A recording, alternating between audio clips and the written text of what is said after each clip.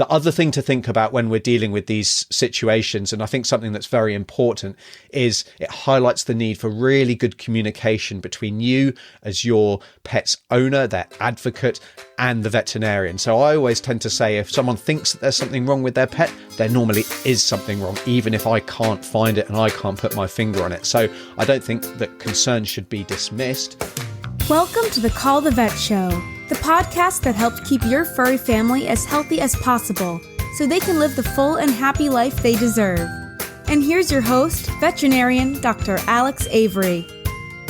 Hello, and welcome back to another season of the Call the Vet Show. Happy New Year, if it's not a little bit too late to be wishing you a Happy New Year, but I hope you had a great break. I hope the start of the year is going significantly better than the latter part of 2020. But regardless, I'm back with another fantastic set of questions for you on the Call the Vet Show. So if we've not met before, then my name's Dr. Alex. I'm the veterinarian behind ourpetshealth.com, and this is the podcast for all pet owners who want to optimize their pet's health so that they can live the full and happy life that they deserve. And isn't that something that we all want for our pets?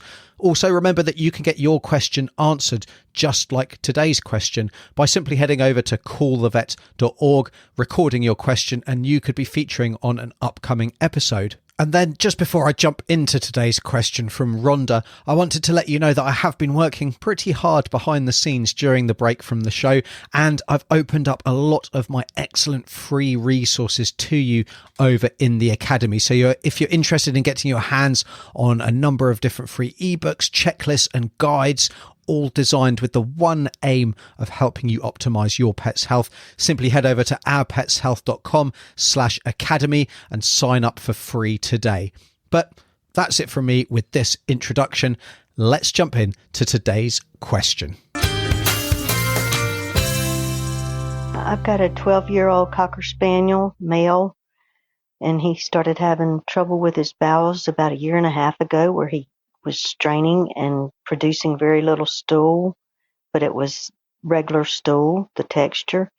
Well, now I've been through several doctors and no one could actually diagnose it, but now he's come up with IBD, according to what they're saying. But like I said, this started a year and a half ago, and they've done all kind of x-rays, ultrasounds, blood work, and nothing showed up out of the ordinary from what they said. But I still feel like there was something that brought all this IBD stuff on. My name is Rhonda. My dog's name is Marley. Thank you. So I then got some more follow-up from Rhonda, who said that it doesn't make sense to me that he wasn't vomiting or had diarrhea when the straining and small production first came about. He's vomited about 3 or 4 times over a year. Marley also doesn't seem to have blood in his stool, although the stool does seem more soft than hard, and it does look kind of greasy. Before he actually poops, he's happy and playful and has still got a lot of life in him. He's got a good appetite and actually acts as though he's starving all the time. And Rhonda has had him on Science Diet ID and now ZD, which is actually an exclusion hypoallergenic diet. So I definitely sympathise with what Marley's gone through and what Rhonda's going through. It sounds very frustrating, very difficult, very challenging situation to be in, especially when you're spending a lot of money on diagnostic tests and not really getting the answers that you would hope for. Now, I'm not sure I've really got any more answers for Rhonda, I'm afraid, but there's some things to think about, and I think there's some good lessons that we can talk about. There's some facts that we can talk about that may or may not have been considered. The most important thing, I think, in situations like this is to have really good communication with your vet. So inflammatory bowel disease seems to be the diagnosis that's been made. And to start with, it's worth thinking about what inflammatory bowel disease actually is, or IBD is the other thing that it's called. Now, IBD is a situation where the body's own immune system overreacts to what's going on within the guts. It's effectively like an allergic reaction where the intestine becomes really inflamed and it stops working properly. Now, this normally results in the symptoms of soft stools, maybe diarrhea, you can get vomiting as well, and weight loss as the intestines aren't working properly, so they're not able to digest and properly absorb the nutrients that are found within the gut and within the food. Straining isn't normally something that we would associate with inflammatory bowel disease, although it can be triggered by inflammation of the colon. So if we think of colitis, which is like an upset tummy but down low in the colon, we'll often get mucus and little bits of blood in the stool, and that also causes straining, because if you think all of the receptors, all of the things that tell the body that you need to go to the toilet, they're all inflamed and they're all firing. But inflammatory bowel disease can unfortunately be quite challenging to diagnose. We need to do a lot of different tests to come to that conclusion. So we need to do blood tests, maybe fecal samples, stool samples sent to the lab to check for parasites and other problems. Medication trials and diet trials are really important. So that's where the HILZ-D comes in, that Marley is currently being fed. That's an exclusion diet, a hypoallergenic diet. And that really is the only way to diagnose a food sensitivity as opposed to an inflammatory bowel disease condition. After those diet trials, you might then go for an ultrasound scan. That's going to be checking other things going on within the abdomen. It's going to look at the lining of the intestines and the different layers within the intestine to see if there's any sign of any inflammation, although that doesn't give us a specific diagnosis. And then very often, to actually reach that diagnosis, especially if we tried different treatments but they haven't really worked as well as we would have liked, we need to actually take biopsies of the intestine. And that's clearly a little bit more invasive, or quite a lot more invasive than all these other tests. There are a couple of different ways that we can take biopsies. So you can have an endoscope pass down through the mouth, through the stomach, and then into the intestines, and take small biopsies that way. The problem with that approach, although it's much safer, it's less invasive, there's not a big wound in the abdomen, which we'll come on to. The problem with those endoscopic biopsies is that they're only taking really small samples, and they're not taking samples of the full thickness of the intestine. Clearly, if you took a full thickness intestinal sample, you'd then need to stitch it up and close that hole, which we can't do with an endoscope. But it's something that is appropriate for some conditions, and like I say, it's minimally invasive. The other way that we can take biopsies of the intestine is actually to go in surgically. So open a dog or a cat up surgically and take really nice big bits of intestinal wall, send that off to the pathologist, and they will be able to tell us whether there's an inflammatory bowel disease problem going on, whether there is cancer. Unfortunately, sometimes that can be the case as well, is that you can get intestinal cancer that mimics and looks very similar to inflammatory bowel disease. And even under the microscope, they can look remarkably similar in some situations. But clearly, that's a much bigger procedure. So that's kind of inflammatory bowel disease in a nutshell. From Marley's point of view, he's also straining. So other causes of straining, we kind of think of maybe prostatic disease. So diseases of the prostate, which are going to be more common in entire male dogs, although prostatic cancers and things can be a problem with neutered males just as much. There's no reduction in prostate cancer. There's a reduction in other types of prostatic disease with neutering. And then intestinal and other abdominal masses, because if you've got something growing within the belly, that can then be pushing on the colon, causing problems with defecation. And then the last thing Rhonda mentioned was greasy stools. Now, greasy stools, what I think of here is a problem with digestion and a problem with absorption. So again, that can be inflammatory bowel disease, but really greasy stools, I think of them as maybe fatty. It might be that they're a little bit paler. So I'd be interested to know if that was the case.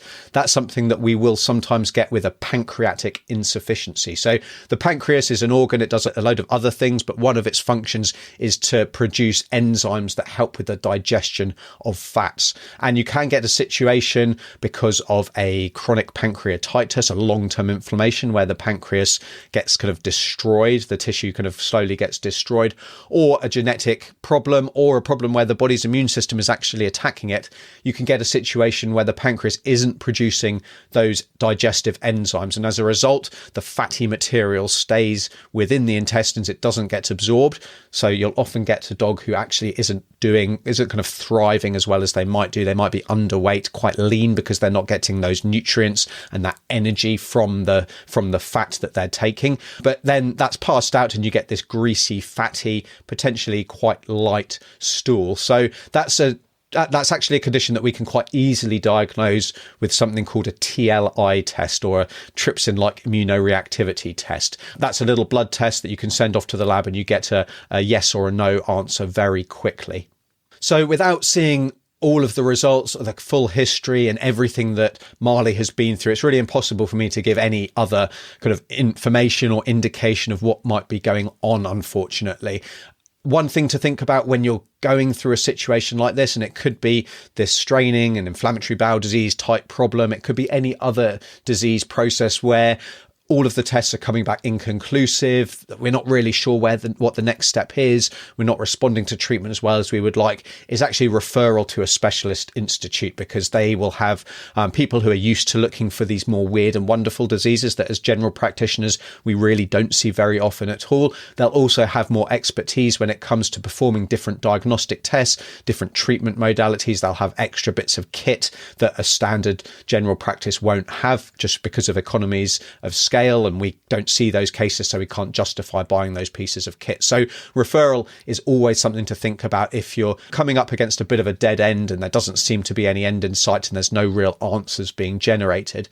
The other thing to think about when we're dealing with these situations, and I think something that's very important, is it highlights the need for really good communication between you as your pet's owner, their advocate, and the veterinarian. So I always tend to say if someone thinks that there's something wrong with their pet, there normally is something wrong, even if I can't find it and I can't put my finger on it. So I don't think that concerns should be dismissed, but I think it's very important that we have an open and honest kind of communication system, so we each know where each other stands.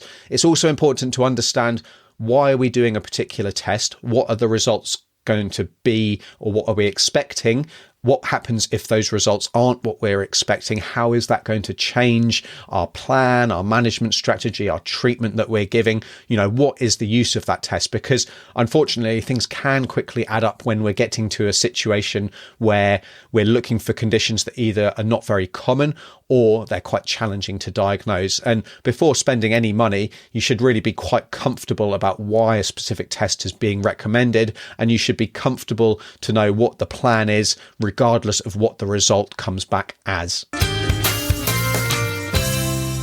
So I'd love to hear your thoughts and opinions on today's episode. I always enjoy reading every message I get. The best place you can get me is over on Instagram, where you can find me at Our Pets Health. If you're not already, make sure you hit that subscribe button in your podcasting app. And remember to head over to ourpetshealth.com/academy to get your free membership today. But that's it from me with this week's show. Make sure you tune in next week. And until then, I'm Dr. Alex. This is the Call the Vet podcast. Take care. Thanks for listening to Call the Vet. For full show notes and any links mentioned in today's show, head over to callthevet.org, where you can also submit your question to be featured on an upcoming episode. We'll see you next time.